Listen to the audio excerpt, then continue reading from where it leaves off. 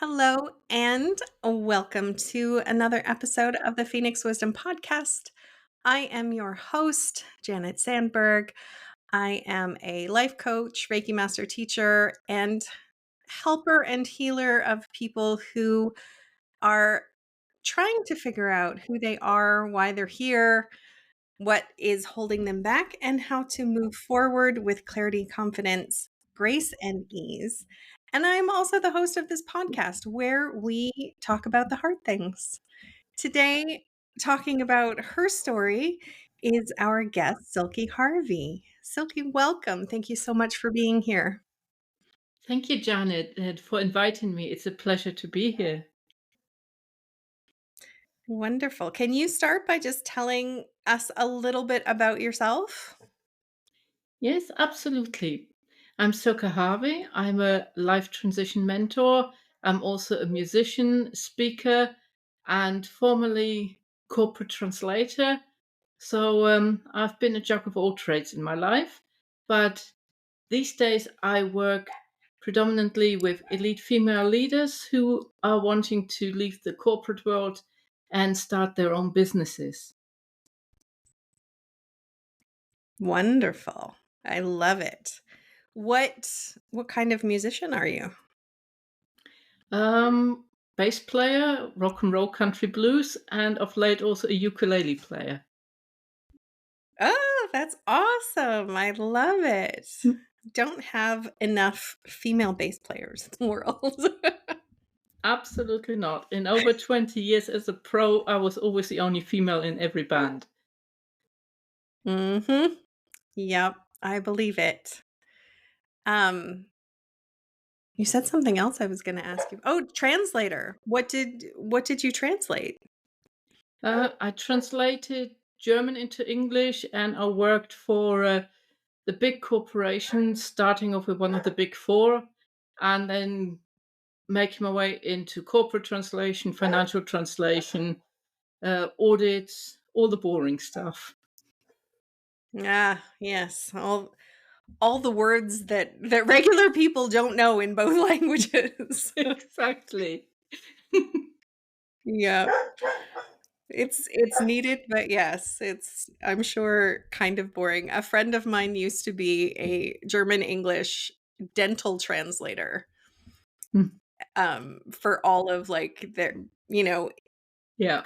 I don't even know, manuals for stuff in dentistry. I don't know, but definitely Oh, not no. exciting work. No, no. I did a big farmer as well. That's very, very, very dry. Oh, I imagine. Yes. Mhm. But so you've had lots of jobs and lots of lives and all very interesting. But I'm guessing the reason you're on the podcast is that at some point you didn't think your life was very interesting or worth living. So let's go back to that. Tell us a little bit about what was going on then. Well, basically, about two and a half years ago now, my entire life collapsed in one go. Within the space of six Oh, weeks, first I almost lost my life. Then mum died unexpectedly from lung cancer. 2 days after mum died, my ex finished and walked out of the marriage of 31 years. With him went all of my friends that I thought were my circle. And after that, I got so sick physically and mentally that my career collapsed as well. So basically, oh my everything God. gone that I'd ever worked for. Wow. So that was the trigger. And that actually got me to a point in my life where I did actually wake up several times and seriously questioned if everything was still worth it.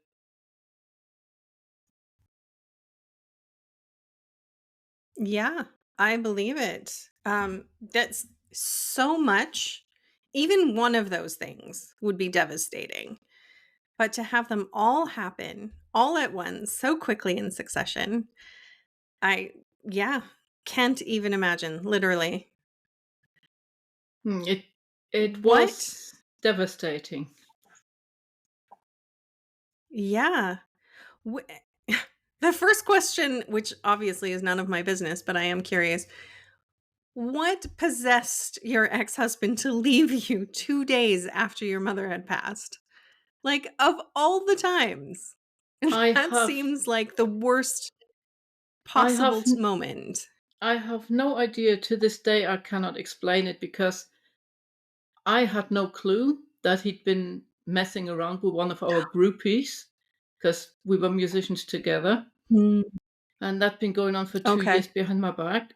I had no clue at all. They were having an online affair, and, he'd been good at hiding it, but as soon as mum died, the guy I was genuinely in love with and thought was my husband forever turned, Mhm. into a person I didn't know. I mean, I phoned him up. He was utterly stone cold, not moved at all. And we're talking about a woman dying who he called mum and she called him her son rather than son in law. They had a really close relationship. Right. He wouldn't even phone to say goodbye to her, nothing. He knew obviously that she was dying. And he refused Mhm. to come. He refused to even phone her. Absolutely nothing. And all he told me on the telephone in a very cold voice was, "Well, she's your mother. She's your responsibility. And what do you expect? She was a heavy smoker. We all knew that was coming." And Oh that's how I got my brushed off. goodness. And he actually finished Wow. it all with a message on Facebook Messenger. Hasn't spoken to me since. I Yeah, I mean, you're sounds like you're better off, honestly. Yeah. But I know it doesn't feel that way in the moment. No, There's so much no. going on. Um, and then so would you say your mom passed, your marriage ended, your friendships ended because of that as Yeah. well, and He then somehow oh, and then you managed to got really sick and yeah. He somehow managed to stir up everything with our circle of friends, and everyone sided with him, and I was the bad wife who was the fault of it all, and everybody left. And even the neighbors wouldn't oh, speak to me because they told me they wouldn't want to be involved in a marital. So I was literally alone for 6 easy way months. out. And the only people I talked to in over 6 months were the postman and the women down the supermarket at the checkout. Oh, oh, I'm so sorry. And then, yeah, it's no wonder then that you got sick. I mean, that is a lot for any Hmm. human being to carry and to experience all at once. So, of course, your mental health is going to suffer, your physical health is going to suffer. What sorts of things did you experience then, physically and mentally? Physically, I experienced tiredness of a level I have never before or after had. I mean, I was able to sleep 24 hours in one go. If my dogs hadn't been there to wake me up because they were hungry, I think I would have carried on sleeping. I just I just went to bed and would not wake up. It's really bizarre. Mhm. And mentally, I was going absolutely insane. I was blaming myself. I was trying to figure out what I'd done wrong. I was doing all the typical things that you shouldn't do, but by default go into. You always search for the faults within yourself Mhm. first. And I some days I just walked through the house and couldn't even remember why I walked into a room and walked back out again. I started talking to myself, and then in the end, I actually talked to the walls. It was a very bizarre time Mm. and some very strange behavior I've never experienced before or after. Yeah. Well, yeah, when we're put in extreme situations, we're going to react in extreme ways. Mhm. So, what changed? How did you come out of that? What changed was that my GP, my doctor, referred me to a grief counselor, and Mm. that actually made a huge difference because even though the girl, bless her, was quite young and unexperienced, and as a mentor and life coach, I actually knew more about psychology than her. In a way, that didn't really matter because Mhm.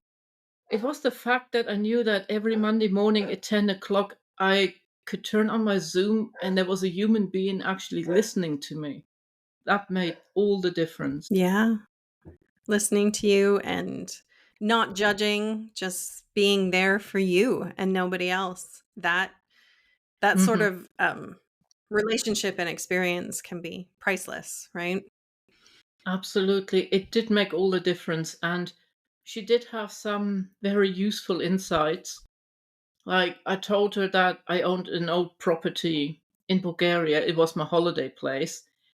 And, over time, I told her how much I love nature and that I'm a pagan and that I really feel best when I'm close to Mother Earth. And all these things came out. And then at some point, she turned around to me and said, well, you know, what are you doing then in the north of England? You've got a beautiful place in Bulgaria where you could have all of it. And that started to make me think. Ah, yeah, yeah. Sometimes we just need that little nudge from somebody to tell us what we already know. Hmm. Yeah. Yeah, because the strange thing was, obviously, I knew about my place, but I had not contemplated making a permanent move. I was always planning, okay, I might spend half a year in Bulgaria, half a year back here, blah, blah, this and that, and making all these complicated and convoluted plans when the truth was actually it was much simpler to just make the move because apart from the fact that my marital home was not good for my mental health because I was surrounded by all these Mhm. memories and you can't get away from those daily. Right. Also, there were logistics like he owned half of that house. I actually had to ask permission from him to carry on living there.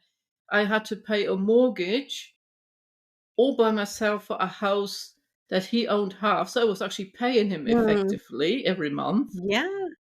And living in the UK is very expensive. And then there was Mhm. my house in Bulgaria, completely paid for. Living is cheap as chips in comparison to the UK. My money would go about 3 times as far here. So I was making all these comparisons and drawing up all these pros and cons. And in the end, I thought, you know, actually, there's practically only pros and hardly any cons. Right. So you made the big move. Yeah, I made the big move. I decided to sell up, and I think the universe must have wanted for me to go because we were in a complete recession of the real estate market in the UK, and my house sold within 3 days of going on the market. Wow. Somebody had already been keeping an eye out on it because they liked it. Perfect. Hmm. Yes. Yes. So you moved to Bulgaria to your holiday home. I mean, that sounds kind of idyllic, just living in a holiday home full time. Yeah. Well, it's idyllic, yes and no, because it is an old homestead and it's off grid. So it is beautiful, it's in nature, but it's a hard way of life. I mean, in the winter, I need to chop wood Mhm. here to keep warm. I got to cook everything from scratch. There's only a little local market where I can get my food. It's a very different way of life, but I am really enjoying it. I'm finding it very grounding and very calming as well. Yeah. I would believe it. I and yes, it is hard. Um I would imagine, but at the same time, I don't know. I think it would still be definitely good for your soul to have to do all of that work and not opt out of it like we do when we have everything so easily available to us. We're kind of like, I don't really have to do the hard work. And that's, it gets us moving our body that we need to do all the time. It gets us outside in the fresh air, which is good for us. All of those things that when we live a spoiled life, which most of us do, we kind of bypass all of those things that are good for us. That is very true. I certainly did. In the UK, I was big on takeaways and ordering in, I was the Uber queen. Everything just delivered, Amazon 24 hours delivery. And now I live in a place where there is absolutely no service. I mean, you're lucky to order a few things from a few obscure Bulgarian websites, if you're lucky. There's not even an Amazon in this country. So it's a very Wow. different way of life. Yeah, very old-fashioned by the sounds of it. It is. I mean, this year they launched Temu here, and everybody is cheering hooray because we can finally order something. Wow. Of all the things, though, I don't think there's ever been anything I've ever wanted to order off of Temu. Yeah, well, needs must, and they do actually have some things that come in useful if you're very careful in picking and choosing. I'm sure. I'm sure if there's nothing and that's the only option, you're gonna find things that You do. will be helpful. So then how did you get your career? Because you said also then because you were so ill after everything happened, you lost your job and your career and everything. So how did you transition into your new career? Um, well, I was lucky that before I got ill, I was already working in the online space. Because of the pandemic, I had already made the switch. Because when everything went online in 2020, I was a Reiki master and a chakra dancing teacher, and I was holding workshops at festivals and events. So I was very much used to Mhm. working with women, but it was real life one on one workshops. Then everything went Yeah. digital, and I created this online space years ago called the Inner Hippie Club originally. And it transitioned and went through various stages until I actually started my own book publishing company, Inner Hippie Books, which was still very much alive and kicking by the time everything happened. I was just about to release the third multi author book. And so there was everything still in place online. I had just basically taken a break from it, so it was inactive, but the website, everything was still there. So then during the period here when I was still transitioning, I was doing lots of inner work, meditation, mindfulness, reading, reading books. The big one being The Power of Now by Eckhart Tolle, that really turned a corner for me. And I really started focusing in on what I want to do with my life now. And my decision was that I want to get back to working with women because that's my passion. But Mhm. I want to work with them differently now because obviously I am now a different person altogether. I've got all this new experience, all these new feelings and things that I can help women with, and I want to put it to good use. So over time, I just developed the idea, and I arrived at the point when I thought, right, I want to help women who have gone through loss, like myself. And then I started just thinking a bit further, taking things a little bit further. And the next step was, well, quite often the women with the biggest losses are actually women in midlife, like myself, who've already done the Mhm. careers and had it all. The biggest losses are when you've had the biggest wins in life too. So then I Yeah. decided that's why I want to work with women in the corporate world because, in particular, from my own experience in life as well, those are the women who get the very least support because everyone thinks you've got it all together. Yeah. That's it's amazing. It's interesting, when we lose everything, obviously it's horrible, but if we could glean one blessing in that, it's that we get to start fresh and change everything, right?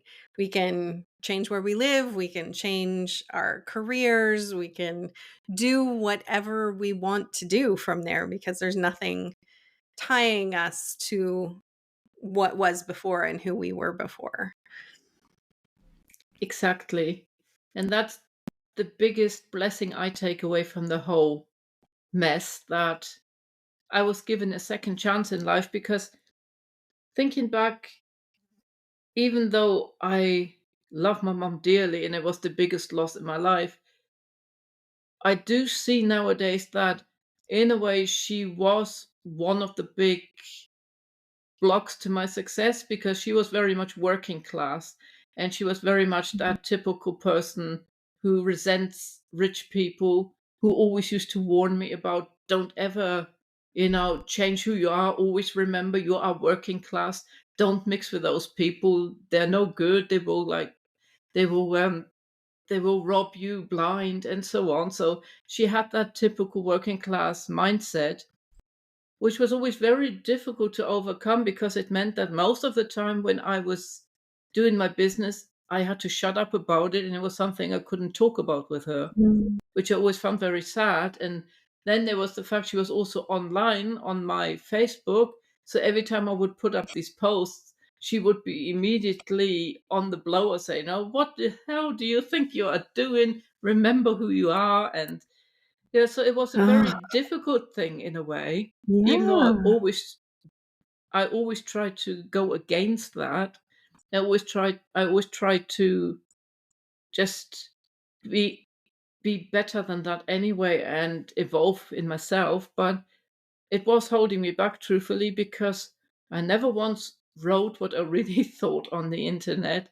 I never once let my potential clients know what my true beliefs and feelings are. So yes, I've been given a second chance, because my mum was the last living relative. So I'm entirely on my own in the world now. So I can do whatever I want. There is nobody who can, there's nobody who could tell me otherwise. Right. Nobody to bring you down. Yeah, exactly. That's yeah.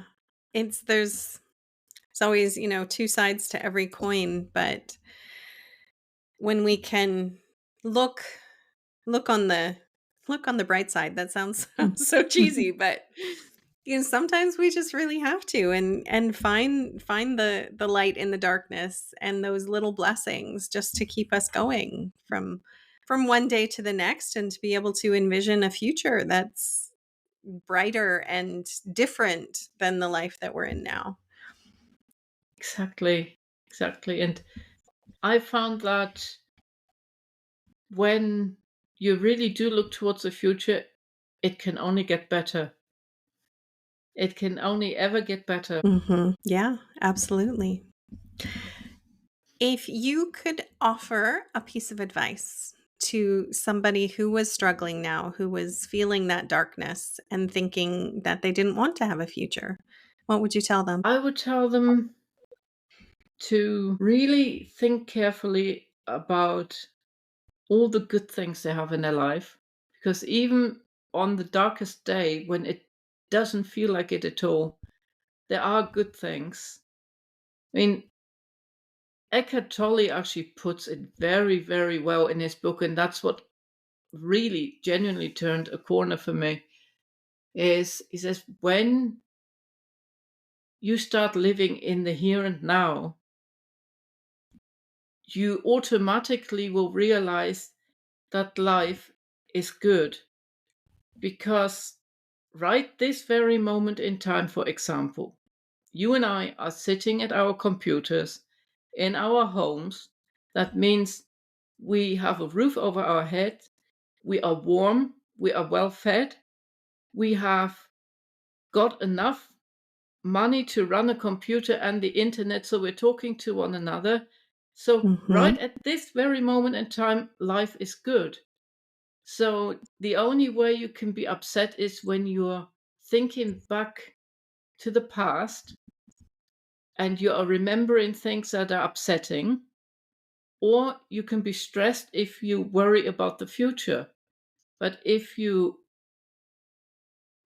don't do these things, if you don't look to the future and you don't look to the past and focus right here on the here and now, life 9 times out of 10 is always good. Yeah.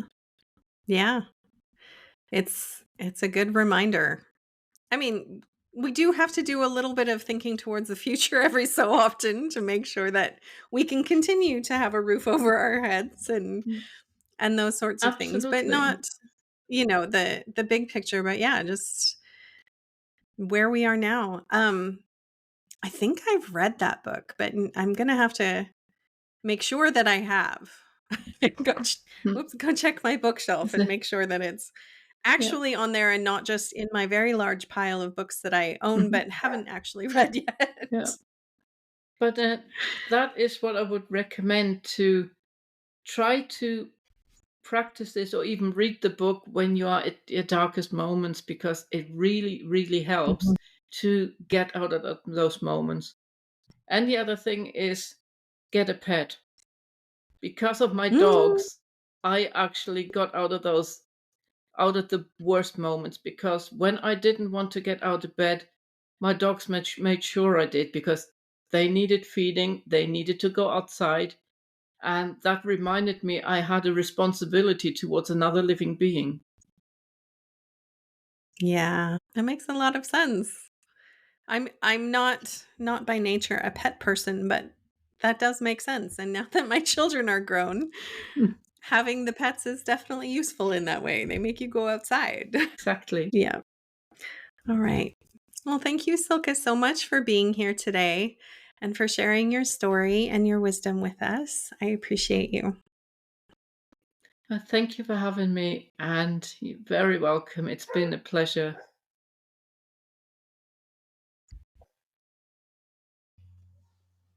Thank you for listening. Remember that you are loved, you are worthy, you are valuable, you are meant for more, and that it really does get better. If you are in crisis, there are numbers that you can call or text to get the help that you need.